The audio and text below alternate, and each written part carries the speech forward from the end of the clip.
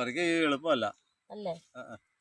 മഴ പെയ്തതിന്റെ പിറ്റേ ദിവസം വല്ലതുമാണെങ്കിൽ കഷ്ടിച്ച് പോരും. പെണ്ണൊന്നും പറിക്കണ്ട. ഞാൻ പറിക്കുന്നില്ല, എരി പറിച്ചിട്ടുണ്ട്. പക്ഷേ ഇവിടെ ഒരെണ്ണം മാന്തിയിട്ട് എന്തെങ്കിലും അത് ചെറുതാ. നീക്ക ഇത് തൂക്കട്.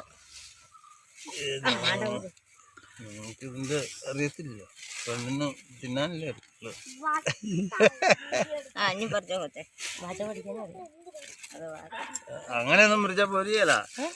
അത് എടുക്കാനാണ് ഓട്ടോ. ഓർത്തില്ല. മുടിഞ്ഞെന്ന് തോന്നല്ലേ?